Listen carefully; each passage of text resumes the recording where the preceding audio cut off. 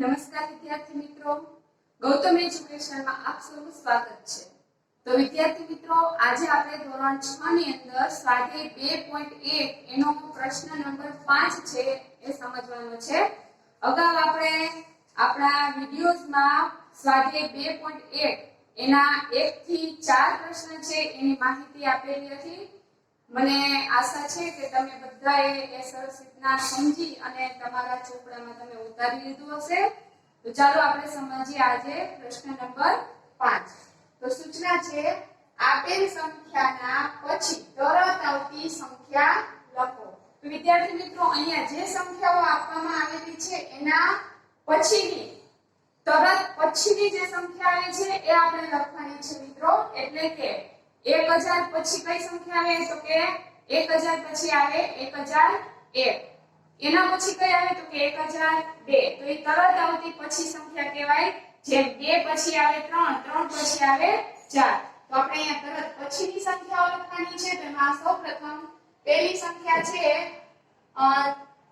24,40,701। તો મિત્રો, આના પછીની સંખ્યા છે એ આપણે જો 24,40,701 701 છે એની અંદર આપણે 1 એડ કરીએ કે 1 ઉમેરીએ તો કેટલા થાય? તો કે અહીંયા 701 છે ત્યાંથી જશે 702। તો પછીની સંખ્યા આવશે 24,40,702। ત્યારબાદ 1,01,99। તો મિત્રો, અહીંયા પણ આપણે પછીની તરત સંખ્યા લખવાની છે। તો 199 ની અંદર એટલે કે આપણે 1,01,99 ની અંદર જ્યારે આપણે એક સંખ્યા એડ કરીએ એટલે કે સરવાળો કરીએ તો પછીની સંખ્યા આપણે તરત મળી જાય। તો જો 1 ઉમેરીએ તો અહીં 199 છે ત્યાં થઈ જશે 200 એટલે 1,02,000। તો આ 1,02,000 છે આપણે તરત પછીની સંખ્યા થશે। ત્યારબાદ છે 10,99,999। તો આના તરત પછીની સંખ્યા મિત્રો અહીંયા તમે જુઓ એકમ, દશક, સો, હજાર અને 10,000। હજાર અને 10,000 ના સ્થાનમાં પણ 99 છે। તો આપણે જ્યારે 10,99,999 અંદર એક સંખ્યા ઉમેરીએ એટલે કે એક એડ કરીએ તો શું થઈ જશે? અહીંયા જે 99,999 છે તો ત્યાં થઈ જશે આપણે 1 લાખ થઈ જશે। એટલે કે 10,000 આપણે એમાં એડ થઈ જાય। જો એક સંખ્યા ઉમેરીએ તો 99,999 છે તો ત્યાં થઈ જશે 10,000। એટલે આપણી આખી સંખ્યા કઈ બનશે? તો કે અહીંયા પણ એક સંખ્યા ચેન્જ થઈ જાય એટલે કેટલા થઈ જશે? અહીંયા 11 લાખ છે એ આપણી સંખ્યા બની જાય। ત્યારબાદ ડી 23,45,670।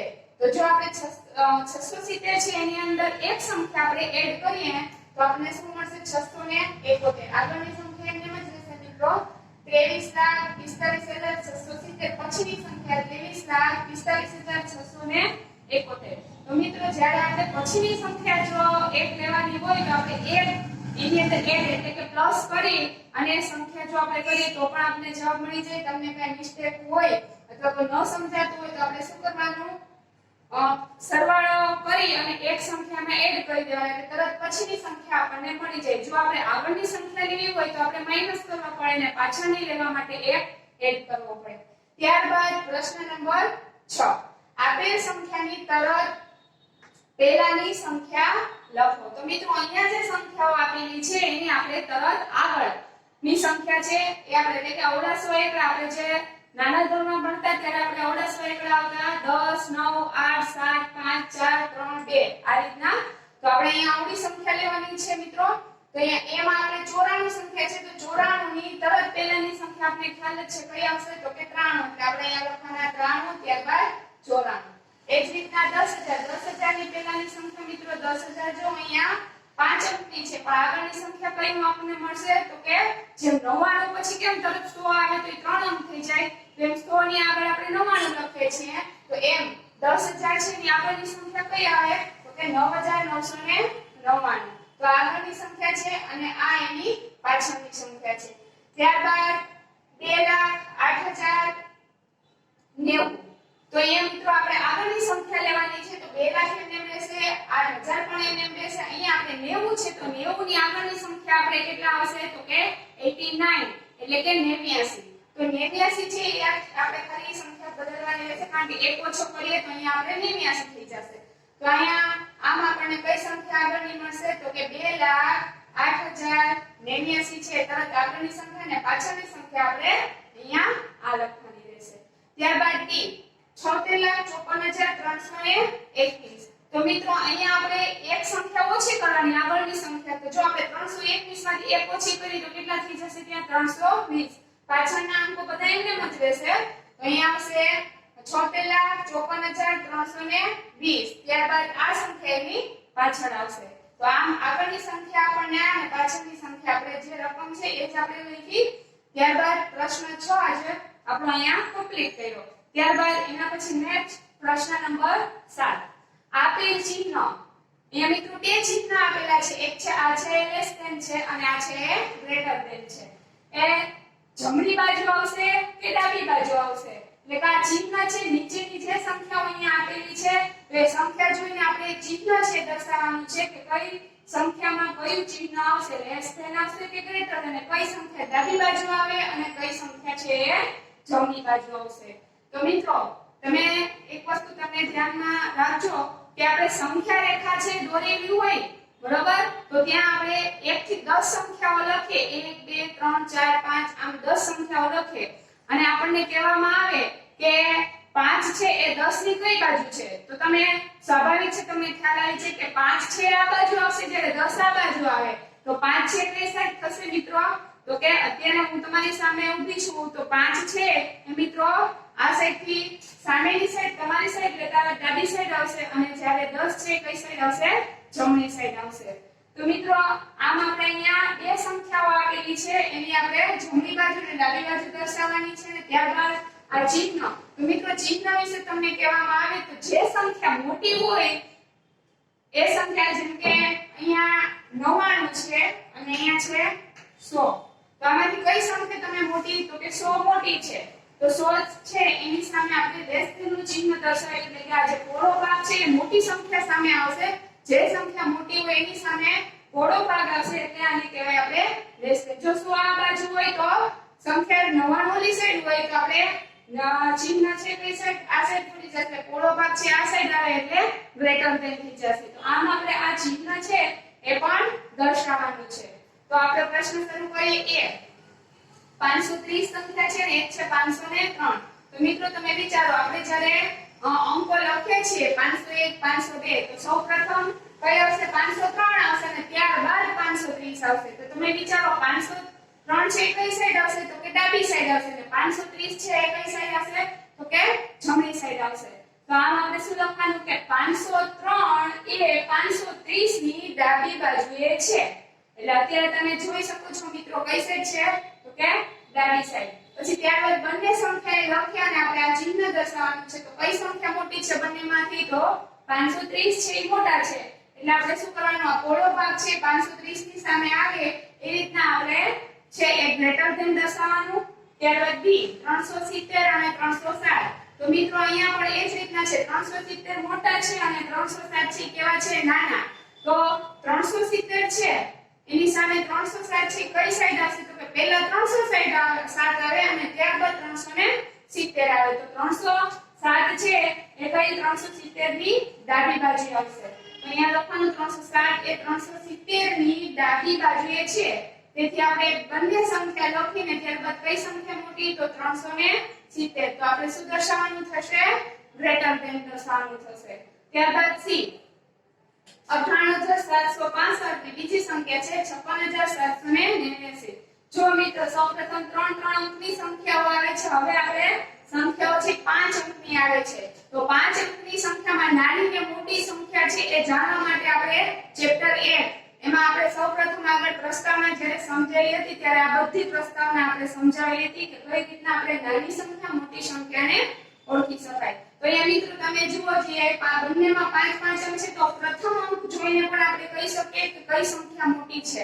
અહીંયા 9 છે ને અહીંયા 5 છે તો મોટી કઈ થશે? તો કે 98,000 વાળી સંખ્યા છે એ મોટી થશે. તો મિત્રો હવે આપણે ડાબી અને જમણી બાજુ છે એ સાઈડ આપણે જોઈએ. તો આ 56,000 છે સૌપ્રથમ આવશે અને ત્યારબાદ 98,000 વાળી સંખ્યા આવે એટલે આ ડાબી સાઈડ આવશે. આપણે તો આપણે લખી શકીએ કે 56,789 એ 98,765 ની ડાબી બાજુએ છે અને ત્યારબાદ તેથી બંને સંખ્યાઓ લખી અને કઈ સંખ્યા તમને મોટી લાગે છે તો 98 વાળી સંખ્યા છે મોટી છે, તેથી આપણે ત્યાં ગ્રેટર ધેન દર્શાવી શકીએ. ત્યારબાદ ટી 98,30,415 અને અહીંયા છે 1,23,001. તો મિત્રો તમે જોઈ શકો છો અહીંયા જો મિત્રો અહીંયા આપણે કઈ સંખ્યા છે એ નાની ને મોટી સૌપ્રથમ આપણે જોઈ લઈએ. તો આપણે સૌપ્રથમ એના અંક ગણી લઈએ. જો 1 2 3 4 5 6 7 8 અહીંયા 8 અંક છે. અહીંયા જો 1 2 3 4 5 6 7 આ 7 અંક છે અને અહીંયા કેટલા છે 8 અંક. તો સ્વાભાવિક છે કે 8 અંક વાળી સંખ્યા છે ને એ કેવી થશે તો કે મોટી. જો બંને અંકો સરખા હોય આપણે ઉપરની સંખ્યામાં જો બંને સાઈડ 5 5 અંક હતા તો આપણે પ્રથમ અંક જોઈને આપણે નાની મોટી સંખ્યાને ઓળખેલી. હવે અહીંયા જો 8 અંક છે ને અહીંયા છે કેટલા છે 7 અંક છે. તો સ્વાભાવિક છે આપણી આ સંખ્યા છે એક અંક વધારે છે એટલે એ સંખ્યા છે કેવી થશે મોટી. એટલે અહીંયા 1 કરોડ અને 23,001 થશે. આ છે લાખનું સ્થાન છે એટલે 1 કરોડ અને આ છે કેવા છે 98,30,415 લાખ વાળી છે ને આ છે સંખ્યા છે કરોડ વાળી છે. તો કરોડ વાળી સંખ્યા છે કેવી થશે તો કે મોટી થશે. હવે આપણે ડાબી અને જમણી બાજુ છે એ નક્કી કરીએ તો સૌપ્રથમ તમને ખ્યાલ છે કે જો આ સંખ્યા મોટી હોય તો સૌપ્રથમ આ સંખ્યા આવે એટલે કે 98 લાખ વાળી સંખ્યા છે એ કઈ સાઈડ આવશે ડાબી સાઈડ આવશે.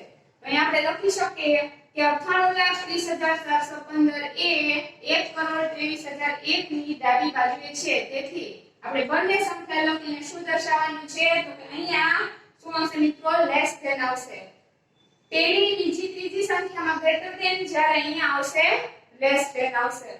ત્યારબાદ ક્વેશ્ચન નંબર 8 આપેલા વિધાનો સામે સાચા અને ખોટા છે તે જણાવો. મિત્રો અહીંયા ખરા ખોટા છે અને કુલ ખરા ખોટા છે એ કેટલા છે 13 છે. કુલ સંખ્યા 13. મેં અત્યારે અહીંયા 5 જ લખેલા છે અને હું તમને 5 સમજાવું છું. બાકીના 8 છે એ તમારે ઘરે જાતે કરવાના છે કારણ કે આપણે પ્રસ્તાવનામાં પૂર્ણ સંખ્યા વિશે ઘણું બધું સમજી ગયા છે. એના ઉપરથી તમને આ બાકીના 8 છે ખરા ખોટા એ ચોક્કસ આવડી જશે. તો આપણે 5 છે એ સમજી લઈએ. એમાં સૌપ્રથમ છે શૂન્ય એ સૌથી નાની પ્રાકૃતિક સંખ્યા છે. વિધાન છે ખોટું. તો શૂન્ય જો મિત્રો તમને સમજાવું કે શૂન્ય એ સૌથી નાની પ્રાકૃતિક સંખ્યા છે અને ખોટું વિધાન છે એમ કહ્યું છે. તો શા માટે તો કે આપણે પ્રસ્તાવનામાં સમજેલા હતા મિત્રો કે શૂન્ય છે એ કેમાં આવે છે તો કે પૂર્ણ સંખ્યામાં આવે છે. જો અહીંયા આપણને કીધું છે કે પ્રાકૃતિક સંખ્યા તો અહીંયા શૂન્ય છે એ પૂર્ણ સંખ્યામાં સૌથી નાની સંખ્યા થાય છે એટલા માટે આ ખોટું વિધાન થાય છે. ત્યારબાદ નેક્સ્ટ ક્રમ નંબર 2 400 એ સંખ્યા 399 ના પહેલા આવતી સંખ્યા છે તો એ પણ ખોટું વિધાન છે મિત્રો.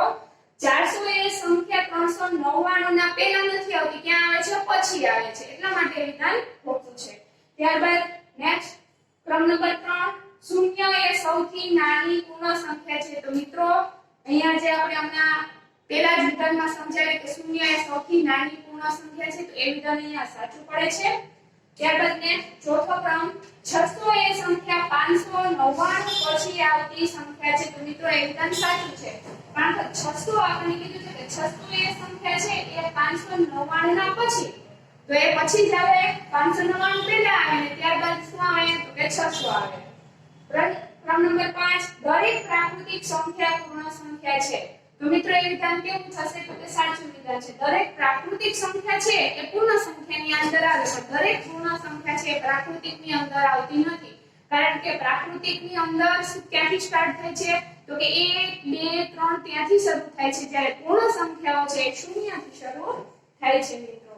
તો આ 5 જ ખરા ખોટા અહીંયા કરેલા છે. બાકીના 8 મિત્રો ખાસ સૂચના વાંચો. બાકીના 8 છે એ તમારે ઘરે જાતે કરવાના છે એ ભૂલશો નહીં.